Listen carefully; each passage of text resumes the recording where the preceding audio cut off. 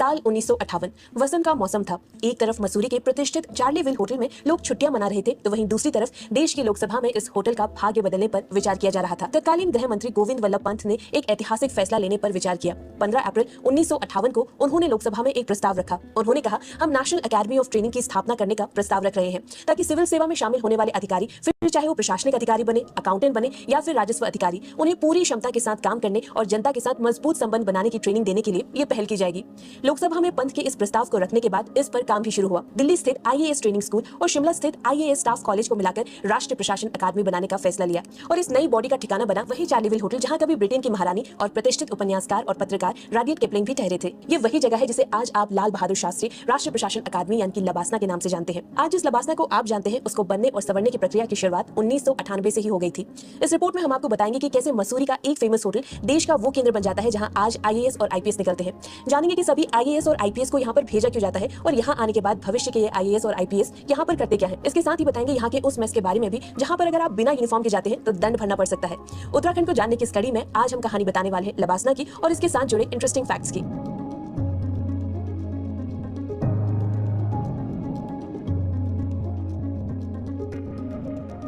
अप्रैल 1958 में लोकसभा में राष्ट्रीय प्रशासनिक अकादमी बनाने के प्रस्ताव रखने के बाद तत्कालीन गृह मंत्री गोविंद वल्लभ पंत इसके काम में जुट गए। उनका प्रस्ताव था कि भारत की सिविल सर्विसेज यानी कि आईएएस, आईपीएस, आईएफएस आदि सेवाओं के लिए नियुक्त किए गए नए उम्मीदवारों को एक ही जगह पर ट्रेनिंग दी जाएगी। इस प्रस्ताव को हकीकत में बदलने के लिए दिल्ली स्थित आईएएस स्कूल और शिमला स्थित आईएएस स्टाफ कॉलेज का विलय कर दिया गया और तय किया गया कि प्रशासनिक अकादमी मसूरी में स्थापित की जाएगी। खुद गृह मंत्री पंत ने मसूरी की पैरवी की। अब सवाल ये था कि अकादमी की स्थापना कहाँ की जाएगी और तब इसके लिए मसूरी के सबसे पुराने होटल में से एक चार्लीविल और हैप्पी वैली को चुना गया। अब मसूरी के चार्लीविल होटल कैसे प्रशासनिक अकादमी का घर बना, ये जानने से पहले हम आपको चार्लीविल होटल और इसके इतिहास के बारे में बताते हैं। चार्लीविल होटल के इतिहास की शुरुआत तब होती है जब ये एक होटल नहीं था। बाद में मसूरी के सबसे बड़े और प्रतिष्ठित होटलों में से एक चार्लीविल की पहली बिल्डिंग 1842 में बनाई गई थी। तब ये जमीन श्री गुरु राम राय बहादुर के महंतों की थी। 1854 में जनरल विकिंसन ने महंतों से जमीन को खरीदा और यहाँ पर दूसरी इमारतों का निर्माण किया। इन इमारतों में से एक हिस्से में लड़कियों का स्कूल चलाया जाता था। हालांकि जनरल विकिंसन ने ज्यादा समय तक इस प्रॉपर्टी को अपने पास नहीं रखा और उन्होंने 1861 में इसे बेच दिया। जनरल विकिंसन की इस प्रॉपर्टी को मसूरी बैंक के मैनेजर मिस्टर होप्सन ने खरीदा था। 1877 में होप्सन ने यहाँ पर एक आलीशान होटल बनाया और इस होटल का नाम अपने दो बेटे चार्ली और विली के नाम पे चार्लीविल रखा। स्थानीय लोग इस होटल को चार्लीविल नाम से भी पुकारते थे। होप्सन की मृत्यु के बाद 1884 में मसूरी बैंक ने इस प्रॉपर्टी को मिसेस टी फैच एंड सी स्टोवल को लीज पर दे दिया। 1887 में वुचुलर नाम के शख्स ने इसे लिया। चार्लीविल होटल जब जब नए मालिकों के पास गया तब इसका विस्तार हुआ। 20वीं शताब्दी तक आते आते इसमें 112 कमरे बन चुके थे। ये होटल मुंबई के बाद पूरे देश में सबसे बड़ा होटल बन चुका था। यहाँ पर 400 नौकरों के लिए आउट ऑफ ऑफिस अकोमोडेशन था और यहाँ के अस्तबल में 50 से ज्यादा घोड़े थे। ये कुल 25 एकड़ में फैला था। ये होटल कितना प्रतिष्ठित था, इसका अंदाजा आप इसी से लगा सकते हैं कि इसके नाम पर यहाँ पर पोस्ट ऑफिस भी था। 1904 में मसूरी के शराब व्यापारी वीए मैकनन ने यहाँ की नजदीकी प्रॉपर्टी भी खरीद ली और इसमें टेनिस कोर्ट, जिमखाना समेत कई दूसरी सुविधाएं तैयार कर दी। हालांकि देश की आजादी के बाद भारत सरकार ने इसका अधिग्रहण कर लिया। 1959 में जब सवाल उठाया गया कि राष्ट्रीय प्रशासनिक अकादमी के लिए मसूरी की कौन सी जगह का चयन किया जाए, तब चार्लीविल सबसे ज्यादा मुफीद पाया गया और इसका एक कारण ये भी था कि यहाँ पर अकादमी लगाने के लिए काफी सारी जगह थी। शुरुआत में जब चार्लीविल को प्रशासनिक अकादमी के लिए तैयार किया जा रहा था, तब यहाँ पर कई तरीके की दिक्कतें आई थी। हालांकि धीरे धीरे इन सारी दिक्कतों को पार कर लिया गया। आज लबासना का जो स्वरूप आप देख रहे हैं वो कमोवेश वैसा ही है जैसे 1859 में था। 1959 को चार्लीविल होटल का नाम और पहचान बदल चुकी थी और अब ये बन चुका था राष्ट्रीय प्रशासनिक अकादमी। 1959 में सबसे पहले यहाँ पर डायरेक्टर्स ऑफिस, लैंग्वेज ब्लॉक, जिसको बाद में नाम बदलकर चार्लीविल कर दिया गया, सरदार पटेल हॉल और हैप्पी वैली गेस्ट हाउस बनाया गया। 1907 में यहाँ पर आईएएस, आईपीएस और अन्य केंद्र सेवाओं के लिए कॉमन फाइनेंशियल सर्विस कमीशन की शुरुआत की गई।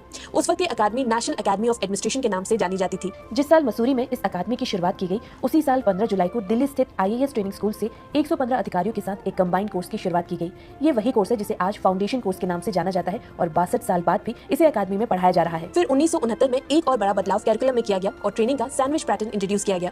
फेज 1 ट्रेनिंग जिस कार्य में सिलेक्शन हुआ, उस राज्य में डिस्ट्रिक्ट ट्रेनिंग और फिर फेज 2 ट्रेनिंग शुरू की गई। ये पैटर्न आज भी इसी तरीके से फॉलो होता है। इसके तहत आईएएस ट्रेनिंग को 1 साल के लिए एक डिस्ट्रिक्ट दी जाती है जहां उसकी ऑब्जर्वेशनल और एक्सपेरिमेंटेशन लर्निंग होती है, यानी कि वो बाकी अधिकारियों को देकर ये सीखता है कि काम होता कैसे है। सैंडविच पैटर्न इंट्रोड्यूस करने के बाद दूसरा बड़ा बदलाव 1972 में इस संस्थान का नाम नेशनल अकादमी ऑफ एडमिनिस्ट्रेशन से बदलकर लाल बहादुर शास्त्री अकादमी ऑफ एडमिनिस्ट्रेशन कर दिया गया। 1973 में इसके नाम के साथ नेशनल जोड़ दिया गया और ये बन गया लबासना, यानी कि Lal Bahadur Shastri national academy of administration. LBSNAA की स्थापना यानी कि 1960 से 1970 तक ये गृह मंत्रालय के अधीन था। इसके बाद 1970 से 1997 तक अकादमी ने कैबिनेट सचिवालय के अधीन काम किया, लेकिन 1977 से 1985 तक अकादमी वापस गृह मंत्रालय के अधीन आके काम करने लगी और फिर 1985 से अकादमी ने भारत सरकार के कार्मिक, लोक शिकायत एवं पेंशन मंत्रालय के अधीन काम करना शुरू कर दिया। इस बीच लबासना के सामने दो बड़े संकट भी खड़े हुए। एक तो 1985 में हुआ जब अचानक से मेन बिल्डिंग में आग लग गई, जिसमें अधिकारी mess, library, VIP guest house, निर्देशक आवास भी प्रभावित हुए और फिर 1991 में आई भूकंप ने भी इसे भारी नुकसान पहुंचाया। इसमें अकादमी का महिला ब्लॉक और जीबी पंत ब्लॉक को भारी नुकसान झेलना पड़ा और ये वही दो स्थान है जहां पर बाद में ध्रुवशिला और कालिंदी गेस्ट हाउस का निर्माण किया गया। आज अकादमी के पास विशालकाय कैंपस, आधुनिक सुविधाएं और तत्कालीन लेस इमारतें हैं। कर्मशिला, ध्रुवशिला, ज्ञानशिला अब पुराने जीबी पंत ब्लॉक और एएन झा ब्लॉक की जगह इन्हें बनाया गया। एएन झा मसूरी स्थित अकादमी के पहले डायरेक्टर थे। जहां पहले लेडीज ब्लॉक था, अब वहां पर कालिंदी गेस्ट हाउस है। इसके अलावा यहां पर 1975 से 1978 के बीच 4 लेवल कैंपस में गंगा, कावेरी, नर्मदा हॉस्टल भी बनाए गए। 2012 में यहां पर महानदी एग्जीक्यूटिव हॉस्टल भी ऐड किया गया। ये hostel mid career training, silver jubilee और रीयूनियन प्रोग्राम के लिए बनाया गया। 2017 में पीएम मोदी ने इस हॉस्टल का शिलान्यास किया था। यहाँ पर घोड़ों का अस्तबल भी है जो 1959 से यहाँ पर है। लबासना का अपना एक अकादमी सॉन्ग भी है जो कि एक बंगाली गीत है। इसकी रचना अतुल प्रसाद सेन ने की थी। वो केवल एक प्रसिद्ध गीतकार और गायक नहीं थे, बल्कि एक सफल वकील, समाज सेवी और साहित्यकार भी थे। ये गीत को अकादमी ने साल 1973 से 1977 तक निर्देशक रहे श्री राजेश्वर प्रसाद के कार्यकाल में अपनाया और तब से ये गीत अकादमी का हिस्सा बन चुका है। बाद में इस गाने की कुछ पंक्तियों का अनुवाद हिंदी, तमिल और मराठी में भी किया गया ताकि अलग अलग भाषाओं में लोग इससे जुड़ सके।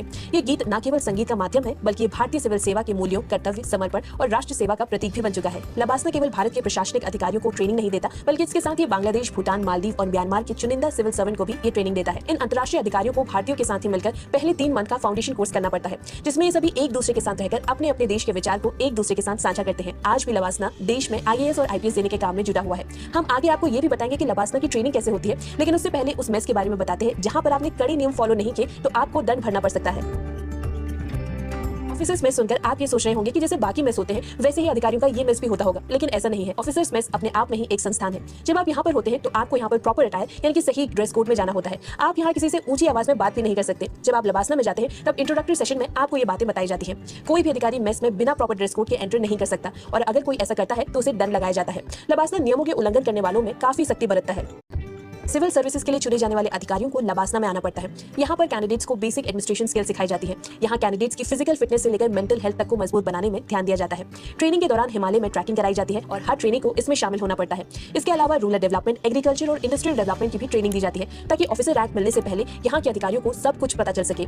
यहाँ 2 साल की ट्रेनिंग होती है। इसकी शुरुआत 15 हफ्ते के फाउंडेशन कोर्स से होती है। फाउंडेशन कोर्स में प्रशासन से लेकर समाज, देश से लेकर राजनीति, अर्थव्यवस्था आदि की मूलभूत जानकारी दी जाती है। इसके साथ ही सिविल सर्विसेज में आने वाली चुनौतियों के बारे में भी यहाँ पर बताया जाता है। फाउंडेशन कोर्स में पर्सनालिटी डेवलपमेंट की ट्रेनिंग भी दी जाती है। फाउंडेशन कोर्स पूरा होने के बाद आईएएस अधिकारी लबासना में ही रहते हैं, जबकि आईपीएस ट्रेनिंग ऑफिसर्स को अलग पढ़ाव के लिए हैदराबाद स्थित सरदार वल्लभ भाई पटेल नेशनल पुलिस एकेडमी यानी कि SVPNPA में भेज दिया जाता है। इसे आईपीएस ऑफिसर्स ट्रेनिंग का प्रीमियम संस्थान माना जाता है, जहां उन्हें 11 महीने की ट्रेनिंग दी जाती है। पुलिस एकेडमी में ट्रेनिंग पीरियड खत्म होने के बाद इन ट्रेनिंग ऑफिसर्स को ड्यूटी निभाने के लिए अलॉट किए गए केडर में भेज दिया जाता है। इन्हें 6 महीने तक अपने केडर में किसी जिले में काम करना पड़ता है।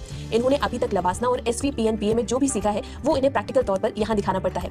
ट्रेनिंग पूरी होने के बाद ट्रेनिंग आईपीएस अधिकारी के रूप में नियुक्त किया जाता है और पहली पोस्टिंग आमतौर से असिस्टेंट सुपरिटेंडेंट ऑफ पुलिस यानी कि ASP के रूप में होती है, जिसके बाद करियर में वो SP, DIG और IG के पदों में काम करते हैं। वहीं बात करें इंडियन फॉरेन सर्विसेज की तो लबासना से फाउंडेशन कोर्स कंप्लीट करने के बाद IFS ट्रेनिंग को अलग इंडक्शन ट्रेनिंग प्रोग्राम के लिए Sushma Swaraj institute of foreign services यानी कि SSIFS न्यू दिल्ली के लिए भेज दिया जाता है। यहाँ IFS ऑफिसर्स ट्रेनिंग को राजनीतिक यानी कि डिप्लोमेट की जिम्मेदारी और चुनौतियों का सामना करने के लिए ट्रेनिंग दी जाती है। इस ट्रेनिंग के कंप्लीट होने के बाद IFS ऑफिसर्स ट्रेनिंग को 2 महीने के लिए विदेश मंत्रालय के डिवीजन में नियुक्त किया जाता है ताकि वो ये सीख सके कि काम होता कैसे है। इसके बाद IFS ऑफिसर ट्रेनिंग को एक विदेशी भाषा सिखाई जाती है। दूसरी तरफ फाउंडेशन कोर्स खत्म करने के बाद IAS ट्रेनिंग ऑफिसर को लबासना में ही आगे की ट्रेनिंग मिलती है, जो वो करते हैं फेज 1 ट्रेनिंग। इस फेज 1 ट्रेनिंग में उन्हें भारत दर्शन कराया जाता है।